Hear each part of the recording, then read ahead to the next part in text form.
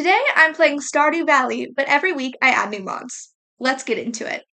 Here are my goals for this playthrough. I want to finish the community center within the first year, finish the library collection, and unlock mastery levels. I also have remixed community center and mine rewards turned on. Because this is a modded playthrough, I've already have installed some of the mods that will be used. Here are some of the really big ones. First is Stardew Valley Expanded. This mod upgrades Stardew as a whole and adds characters, changes the map, adds storylines, and adds items. You'll just see this throughout the whole playthrough, and there's no getting around it. UI Info Suite shows the daily luck, birthdays, traveling cart days, and recipe days. So essentially, it'll just give me little reminders because I tend to forget, and also you'll see a lot of people using this mod in general. The seasonal outfits mod gives villagers new outfits in each season and also new outfits for each event, which is really cute and I just love it. But it does change some of the characters' like looks as a whole. So like let's say Elliot just looks completely different and that's okay. He'll just look like that while everyone else kind of just looks the same. Then there's Daisy Nico's recolors, which just makes my game look pretty. I don't know what else to say about that. You might notice my house looks a little bit different. That's from Amon's tidy, cozy farmhouse. Let's get first. I start by picking up my parsnips and going to clear space to plant them. I get no mixed seeds, which is just amazing. And you may notice that my farm looks a little bit different, and that's because I'm using Grandpa's farm from Stardew Valley Expanded. As always, I plant my parsnips, craft a chest to put my materials in, and then water my crops. Going into town, I find a daffodil. I head into the air shop and decide to purchase 2 of each crop. But I guess I can't afford kale, which is a part of the community center remix bundles, and hopefully that won't come back to bite me. Once home, I plant my crops and start searching the weeds for mixed seeds, getting 7 seeds.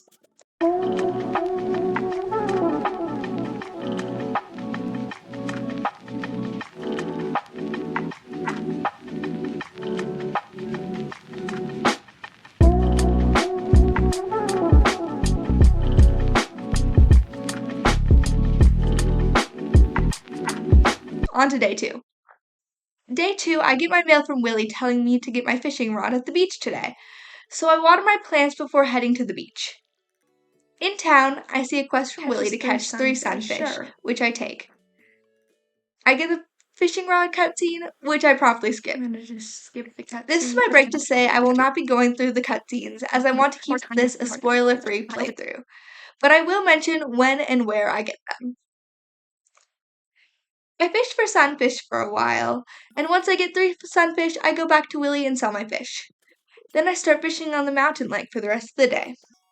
I go to bed for the night, leveling up to level 2 fishing and earning 912 gold. On day 3, it's raining, so I don't need to water my crops. I go into town and take a quest from Robin to bring her a Joja-Cola. So I start fishing for the rest of the day, and I sell my fish when I need to, until I get a Joja-Cola and make my way up to Robin's house. I fish again up at the mountain lake.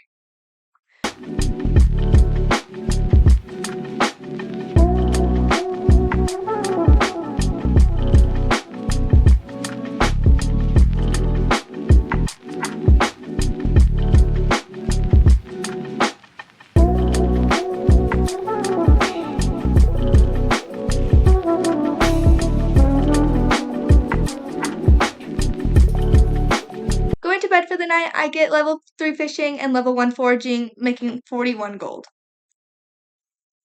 I check my mail on day 4 and get a letter from Willie, another from the Hat Mouse, and one from Robin.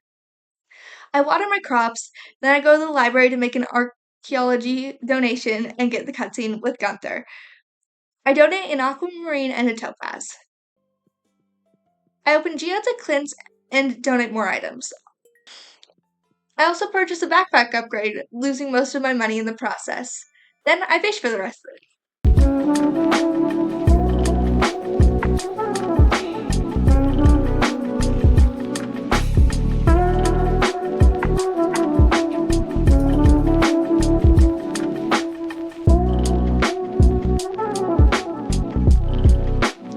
Going to bed, I got level 4 fishing, level 1 foraging, and made 1,576 gold. On day 5, I get a cat named Bean. I'm gonna name all of my animals after fruits and vegetables in this playthrough, which I think is just really cute. I harvest my parsnips and plant my cauliflower that I got from the archaeology donations yesterday, and I get my community center cutscene when I'm walking into town. I read the book inside of the building to hopefully get the ability to donate my items tomorrow. I also get the mines cutscene and get my sword. Heading into the mines, I ended up going down 15 levels. At the end of the day, I got level 1 farming, mining, and combat.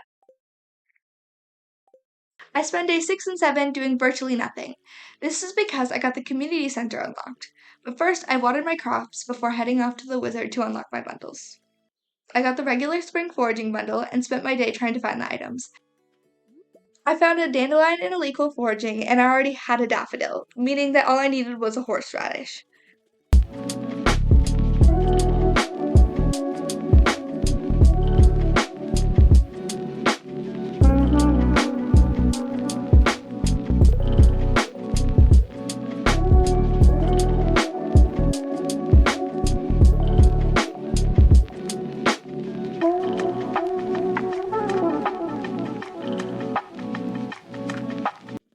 I spend all this time searching to not even find one, so I give up for the rest of the day.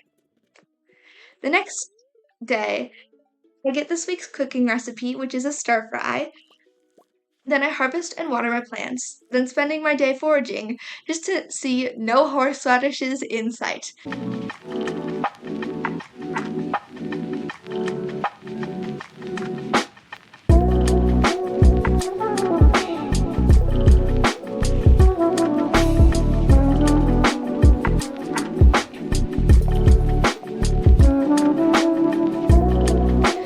So I go home and plant some carrots and build a scarecrow. Then I go to bed after some clearing of the farm to finish off the week. I hope you liked this little first week of Stardew Valley. I know it was a little bit blah, a little bit nothing, and that's because really in the first few days there's not much to do, but I hope to have part 2 out next week. If you have any mods that you would suggest for me to add into my playthrough to make it more interesting, to make it just more fun, or just ones that you want to see shown off before you try them, please let me know in the comments. Thanks. Bye.